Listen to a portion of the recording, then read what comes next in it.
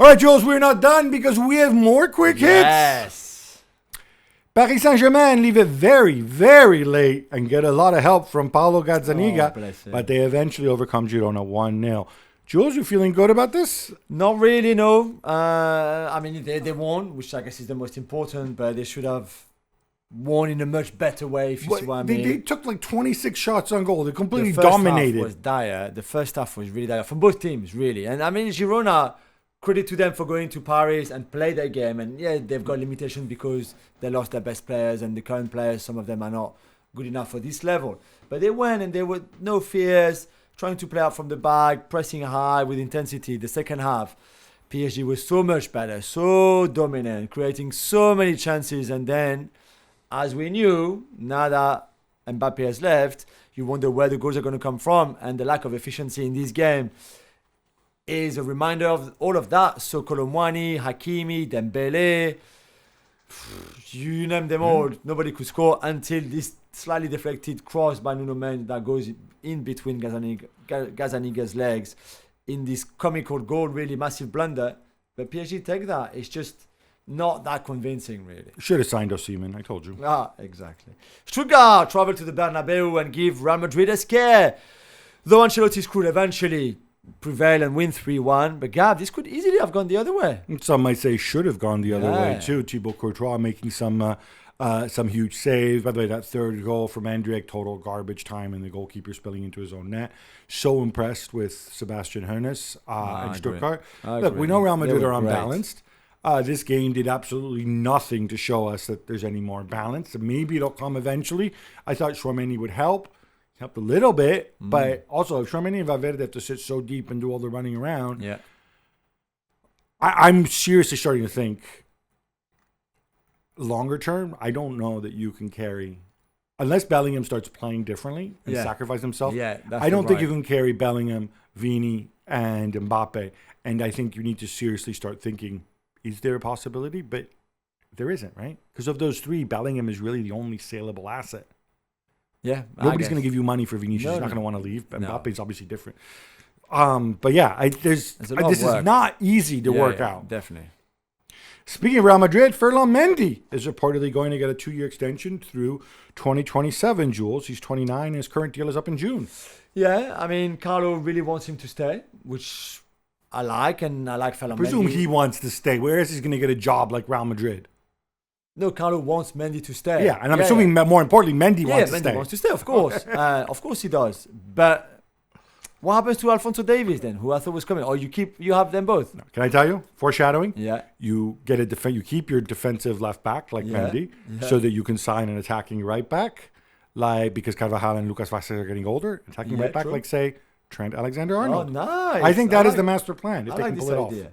Kenan Yildiz channels his inner Del Piero. Weston McKennie gets on the score sheet, and Thiago Motta's Juventus rolled to a 3-1 win at home over Peter Bosch and PSV. Gab, they look good. They looked really good. I thought you would have loved that Kenan Yildiz goal. God, youngest ever Juventus player in the Champions League, by the way. Because traditionally, Del Piero. Well, traditionally, you still beat Del Piero. I know, tremendous. Traditionally, most Juve players are old. Yeah, but now this is new. This is Thiago Motta's shock therapy 2.0. Nice to see Weston McKennie on the pitch. With Motta, you don't close the door on anybody. Yeah. And Nico as well. I thought did well. Really well. PSV, they'd won 5 of 5. They scored a ton of goals, and I think they were hoping maybe to nick something, but big win to start it, and I think calms things down after the 2 scoreless draws. Arsenal kick off in a few hours away to Atalanta, but Jules, there's more bad news on the injury front. Mikel Arteta says Martin Odegaard's ankle injury is, quote, quite significant, and he could be out, quote, a while. I love the scientific language from Arteta. Yeah. Reports suggest 4 to 5 weeks, maybe. Yeah. Hopefully not longer. If you're an Arsenal fan, it's not what you want to hear when you're going to face Pep Guardiola. No, that's right. Although you kind of knew that it'd probably be too short maybe for both the Atalanta game on Thursday night and obviously the big game at City on Sunday. It's a shame. At least there's an international break coming up soon, which will take off a lot of that recovery time, you hope. And I don't know how you replace him. I don't think you can replace him player for player or position for position. You can put... Maybe no, but he's injured too. Yeah, exactly. You could have Trossard there. Havertz can play there. You can have a midfield three of Jorginho, Partey and and Rice against City, for example. But can Jorginho play Spurs, Atalanta, and then City again? No. All in 8 days? No. I'm not sure. So a bit of a headache now, I think, for Arteta. This is also where you test the depth in your squad and come up with options. That's why you're the manager of a club like that. So let's see. But we wish him a speedy recovery because we always want to see the best players on the pitch.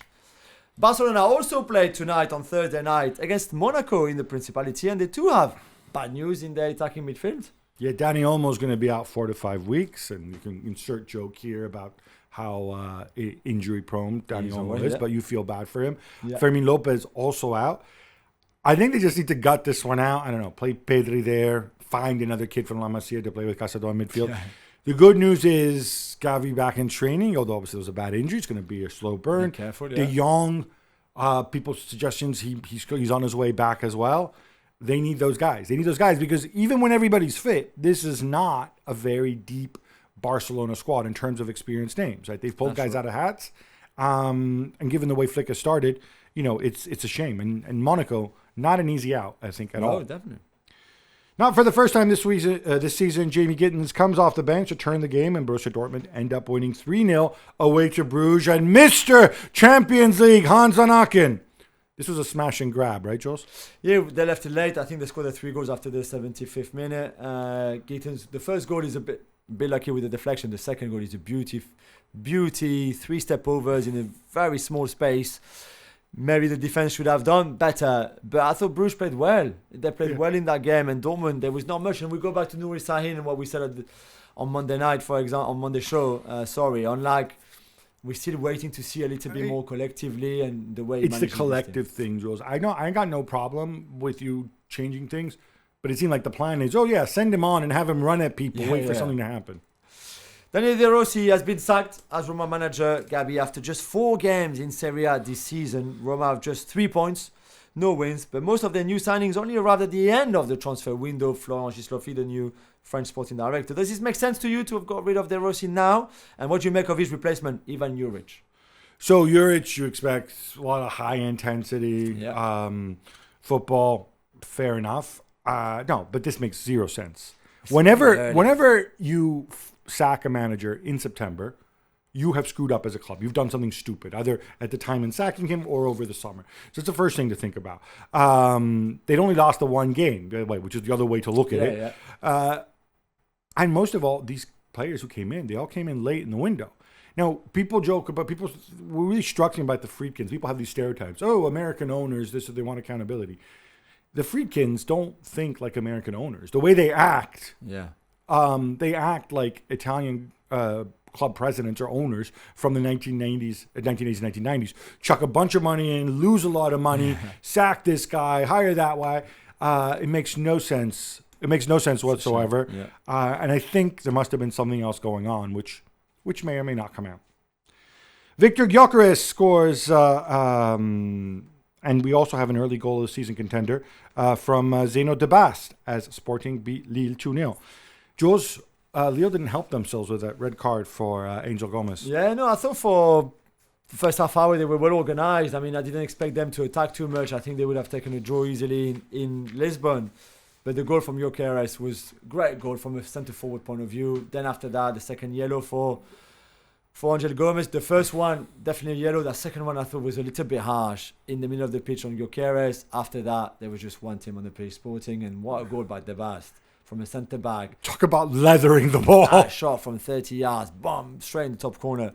Well done, Ruben Amorim. They fully deserve that win. And for Lille, there's a lot of work to do for Pep Genesio.